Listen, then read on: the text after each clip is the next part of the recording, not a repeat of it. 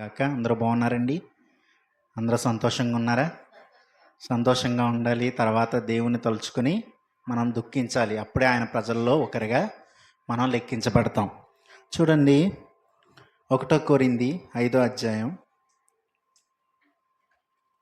6-8 వచనాలు చదువు.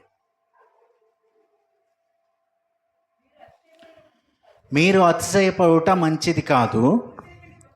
పులిసిన పిండి కొంచెమైనను మొద్దంతయు పులిచేయనని మీరు ఎరుగరా? చూడండి, ఇక్కడ చెప్తున్నాడు, మీరు అతిశయపడుట మంచిది కాదు. దేనిలో మనం అతిశయపడడం మంచిది కాదంటే చెడులో మనం అతిశయపడడం మంచిది కాదు.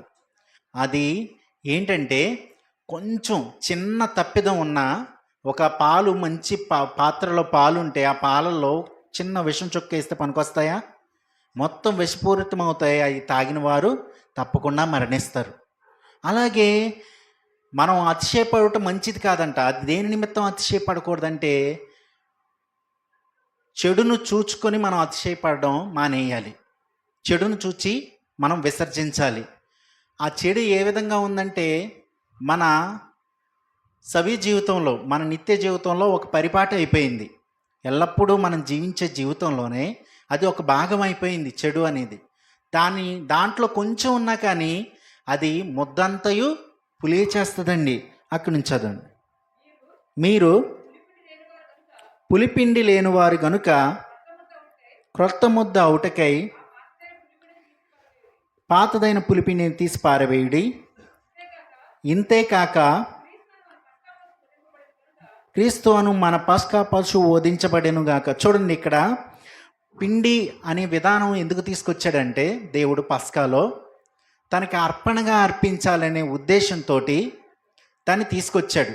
అదేవిధంగా లేవీలు పరిశుద్ధమైనటువంటి అర్పణలో భాగాన్ని పంచుకోవచ్చు, కానీ ఇతరులు కూడా తినే ఆహార పదార్థాల్లో పరిశుద్ధముగా ఉండాలి, పరిశుద్ధత నేర్చుకోవాలి. ఆ ఆహార పదార్థాలు కూడా ఎంతో పరిశుద్ధంగా మీరు తినాలి, మీరు పరిశుద్ధంగానే ఉండాలి, మీరు పరిశుద్ధులు అని అంటున్నాడు. అయితే పరిశుద్ధత కలిగి జీవించమని ఇశ్రాయేలీలకు ఎన్నిసార్లు చెప్పినా రాజులతో సహా అందరూ తప్పిపోయారు. కానీ ఆ రాజరికాన్ చేయలేనిది, ఆ రాజసం చేయలేనిది, ఆ రాజక్రియలు చేయలేనివి రాజు అయినటువంటి దావీదు యొక్క వంశంలో ఉన్నటువంటి క్రీస్తు, యేసుక్రీస్తు అను మన పస్కా పశువు అంటే నిజంగా ఇంతేకాక క్రీస్తు అను మన పస్కా పశువు వధింపబడెను. అది ప్రణాళిక, దేవుని యొక్క ప్రణాళిక. క్రీస్తు వధించబడడం అనేది దేవుని చిత్తమై ఉంది. కాబట్టి ఆ క్రీస్తు అనే పస్కా పశువు వధించబడింది, దాన్ని మనం భుజించాలి. యేసుప్రభు రక్తం త్రాగి మాంసం తినమని చెప్పినప్పుడు అనేక మంది అన్నారు, మేము మనిషిని ఎలా తింటాం, మనిషి రక్తాన్ని ఎలా త్రాగుతాం? అయ్యో, ఒకానొకప్పుడు నీరో ఉన్నప్పుడు, నీరో చక్రవర్తి వంటి మహాగణులు, కాన్స్టంటైన్ వంటి చక్రవర్తులు ఉన్నప్పుడు ఒక పుకారు పుట్టించారు క్రైస్తవుల పట్ల. అదేంటంటే, క్రైస్తవులు నరమాంస భక్షకులు, వారి జోలికి వెళ్ళకూడదు. వారి దేవుడు ఏం చెప్పాడంటే నరమాంసాన్ని భక్షించమని చెప్పాడంట అనే ఒక పుకారు వారి హృదయాల్లోకి వెళ్ళిపోయింది.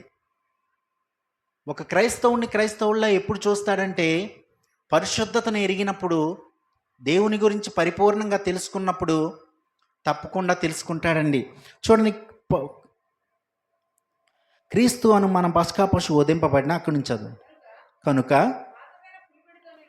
పాతదైన పులిపిండితోనైనను దుర్మార్గతయు దుష్టత్వములను పులిపిండితోనైనను కాకుండా ఎలా ఉండాలంటండి? దుర్మార్గతయు దుష్టత్వము. దుష్టత్వానికి దుర్మార్గతకు జనకుడు ఎవరండి? సాతాను. సాతాను అనుసరించేవారిగా మనం ఉన్నామా? దేవుణ్ణి అనుసరించేవారిగా మనం ఉన్నామా?